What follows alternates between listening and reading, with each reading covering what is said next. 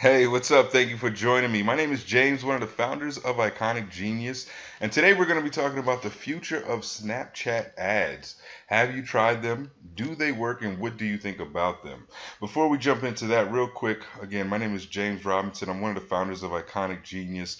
We've been in business for a year now.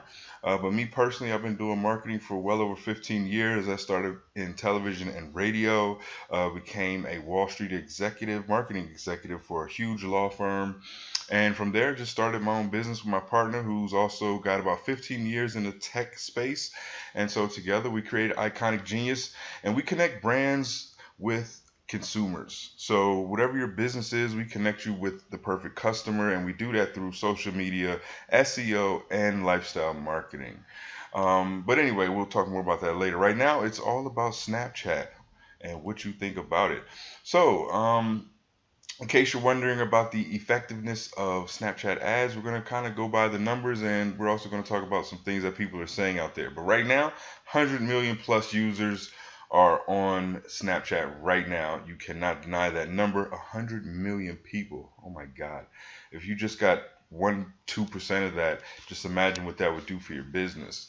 But what are people saying? You may have heard Snapchat won't last. I've heard that for the past 3 years, but think about it.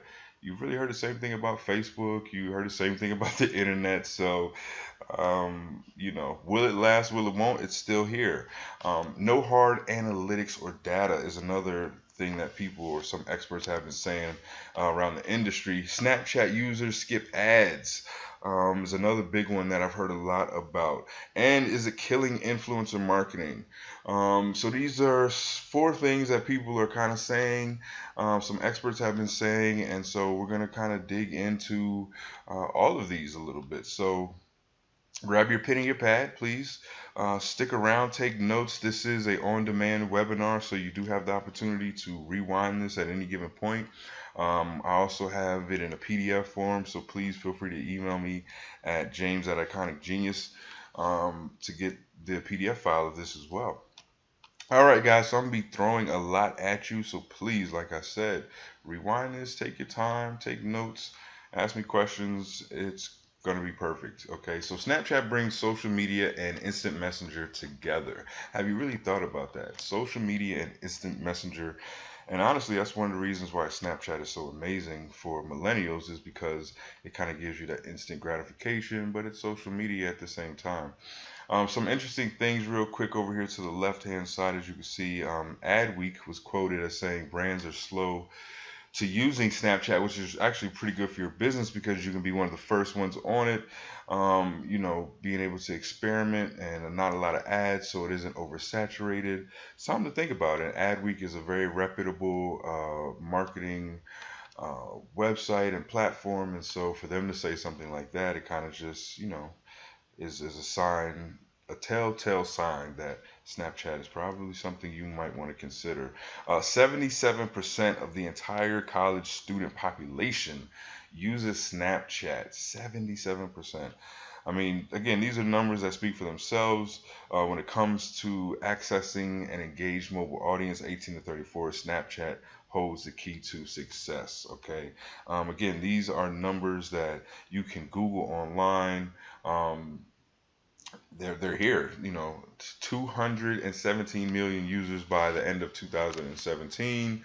We are in October right now, so I mean, again, your ideal customer probably is on Snapchat. If you're watching this video right now and you've made it this far, I'm just gonna assume that your customer database at some point is on Snapchat. Now, here are a few things to think about if you want to be successful, because again, the data speaks for itself. Snapchat is going to be at 217 million people by the end of 2017. That's not slowing down. Social media world is not slowing down. It's going to continue to progress, and so I personally believe that you should start thinking about and using Snapchat ads. We do them ourselves at Iconic Genius, which I'm going to get into some ads in a minute. But first, I want to show you some ways of success as I continue to demythify some of the things that people are saying about Snapchat right now. You got to think native.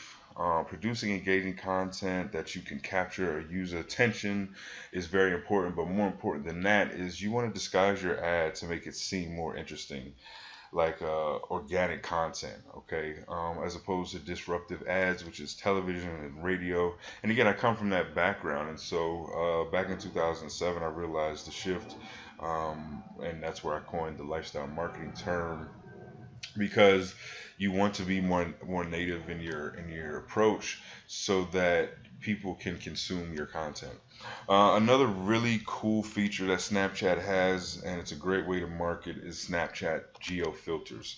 Now, when you're creating geofilters, you can choose a lot of different campaigns. So it kind of depends on your strategy and your approach. But event geofilters is awesome. It'll appear to a user in a location of your event or someone else's. Like for example, for one of our clients, we use geofilters at MetLife. So there's a big concert going on. It's a my client's a restaurant. So let's say we have a big concert going on at MetLife Stadium. We had YouTube perform not too long ago at MetLife. And so we ran Snapchat geofilters saying, hey, come after the concert, come on over to my client's location and enjoy, happy hour all night long. So you don't have to necessarily do it just at your event, which again, you could be at a conference, you could be at a trade show conference, and you want participants and attendees at that trade show to be able to, when they go on Snapchat, see your actual business on there. So event geofilters works amazing, and it's something that is very undervalued right now, actually. Shared space geofilters, which appear to users in shared spaces such as malls or airports. Again, I mean, this makes sense. This is a place where a lot of people are going. They're going to be at the mall, they're going to be at the airport. And so as people have downtime, they're going to be on their phones because everyone spends time on the phone. That's where the most attention is, people. It's on the phone. So please, I need you to understand that these aren't just shots in the dark. These are things that actually work, okay? Chain geofilters, they appear to users in the brick and mortar store. Again, we use this for a lot of our clients that own restaurants and bars. They work fantastic there. And national geofilters will appear in the country of your choice. And again, that's pretty much self-explanatory, but you really want to be able to use Snapchat filters, geofilters to your advantage. Think outside the box, be very creative. One of the most important things as well is the design. If you have a really good design, that is something that people are going to use a lot. They're going to share it across multiple platforms, and therefore your exposure is going to increase as well. The third thing that's really important when it comes to what Snapchat is doing is Snapchat has an audience match. Now Facebook does something similar to this as well, which is fantastic. So Snapchat audience match allows advertisers to match their email list, mobile devices, their mobile device IDs, Snapchat's own pool of data as well for targeting. And so, again, this is, I don't know if you've ever used Facebook ads, but Facebook is very in depth for who they allow you to target. And so Snapchat is also implementing that as well. But there's nothing like a lookalike audience. I mean, this is mind blowing when you really think about it. If you already have a database, let's say it's an email database, you put it into Snapchat and then it creates a lookalike database that is comparable to the database you gave them. Again, these are new people, okay? So we have a little chart down here below that kind of walks you through, you deliver the ad, then, people see it. You got your visit rate here. The people who that exposed visit rate based on the one-on-one lookalike audience. And so again, this is how they're building the audience, a lookalike audience on Snapchat. And this is just a awesome way for you to grow your business in an exponentially fast kind of way. I hope I said that right. So those are three great ways that you can start using Snapchat on your own, just from the geo filters and some of the other aspects that it has. And of course, the audience match, Facebook has the same thing, and you want to be able to take full advantage of that.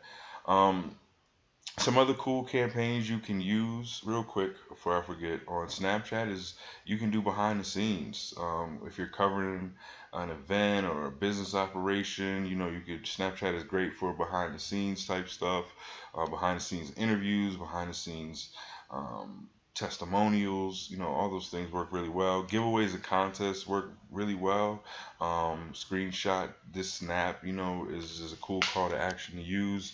But it's also another way to kind of build your brand, get your products out there. You could do daily countdowns of upcoming events if you're trying to build suspense. Again, you have to really be thinking about your audience at the same time. Think about who's on Snapchat and how you can reach them through these different types of methods. Even personalized creative that users can screenshot and use personally.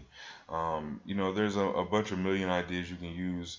And as I go through this more, I'll kind of share some more with you. But, outside of just the ads, those are some amazing ways that you could really use Snapchat to your advantage.